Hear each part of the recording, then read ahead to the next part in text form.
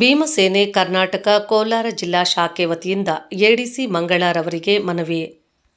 ಕೋಲಾರ ತಹಶೀಲ್ದಾರ್ ಹಾಗೂ ಉಪವಿಭಾಗಾಧಿಕಾರಿಗಳು ಮಹಿಳೆಯರು ಎಂಬ ಕಾರಣಕ್ಕೆ ವಿಜಯದಶಮಿಯಂದು ಕೊಂಡರಾಜನಹಳ್ಳಿಯ ಆಂಜನೇಯ ದೇವಸ್ಥಾನದ ಬಳಿ ನಡೆದ ದಸರಾ ಕಾರ್ಯಕ್ರಮದಲ್ಲಿ ಬನ್ನಿಮರ ಪೂಜೆಗೆ ನಿರಾಕರಿಸಿರುವುದನ್ನು ಖಂಡಿಸಿ ಭೀಮಸೇನೆ ಕರ್ನಾಟಕ ಕೋಲಾರ ಜಿಲ್ಲಾ ಶಾಖೆ ವತಿಯಿಂದ ಎಡಿಸಿ ರವರಿಗೆ ಮನವಿ ನೀಡಿ ತಪ್ಪನ್ನು ಕೂಡಲೇ ಸರಿಪಡಿಸಿ ಘಟನೆಗೆ ಕಾರಣರಾದವರನ್ನು ಕೂಡಲೇ ವಿಚಾರಣೆಗೆ ಒಳಪಡಿಸಿ ಕಾನೂನು ಕ್ರಮ ಕೈಗೊಳ್ಳಬೇಕೆಂದರು.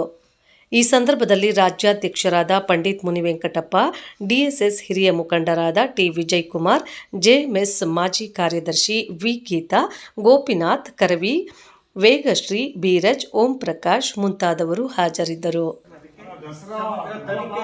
ಮೈಸೂರು ದಸರಾದಲ್ಲಿ ಒಬ್ಬ ಮುಸ್ಲಿಂ ಹೆಣ್ಣು ಮಗ ಉದ್ಘಾಟನೆ ಮಾಡ್ತಾರೆ.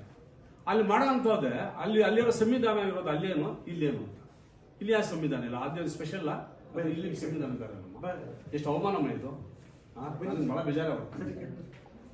ಅಲ್ಲಮ್ಮ ಯಾರು ಪೂಜಾರಿ ಅಮ್ಮ, ನಮ್ಗೆ ಅದು ಡಾಕ್ಯುಮೆಂಟ್ಸ್ ಬೇಕಮ್ಮ, ಸರ್ಕ್ಯುಲರ್. ಇದ್ರದ್ದು ಹೆಣ್ಮಕ್ಳು ಅದು ಪೂಜೆ ಮಾಡಬಾರ್ದು ಅಂತಿದ್ದರೆ ಅಷ್ಟೊಂದು ಸರ್ಕ್ಯುಲರ್ ಕೊಡ್ಬೇಕು. ಭಾರತ ಮಾತೆಗೆ ಜೈ ಅಂತಾರ, ಭಾರತ ಮಾತೆ ಮುಟ್ಟಬಾರ್ದು. ಇದು ಹೆಂಗಿದು? इसके भारत माता की जय आದ್ರೆ ಭಾರತ ಮಾತೆ ಮುಟ್ಟಬಾರದು. ದೇಶದಲ್ಲಿ ಸಂವಿಧಾನ ಒಪ್ಪಿರುವಂತ ದೇಶದಲ್ಲಿ ಇವತ್ತು ಅವರು ಕೆಎಎಸ್ ಐಎಎಸ್ ಗಳನ್ನ ಓದ್ಕೊಂಡು ಪಾಸ್ ಆಗಿ ಬಂದಿರುವಂತ ಹೆಣ್ಮಕ್ಳು ಅಧಿಕಾರಿಗಳಾಗಿದ್ದಾರೆ.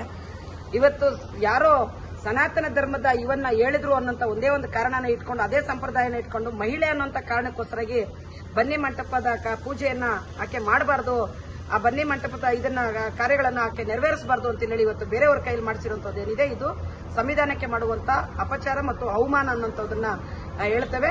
ಇದಕ್ಕೆ ನಾನು ನೇರವಾಗಿ ಕೂಡ ಜಿಲ್ಲಾಧಿಕಾರಿಗಳನ್ನ ನಾನು ನಿಮ್ಮ ಮುಖಾಂತರ ನಾನು ನಿಂದಿಸ್ತೇನೆ. ಯಾಕೆ ಅಂತಂದ್ರೆ ಅವರು ಅದನ್ನ ನೋಡ್ಬೇಕಿತ್ತು, ಸಂವಿಧಾನವನ್ನ ಜಾರಿ ಮಾಡಬೇಕಾಗಿರುವಂತವ್ರು.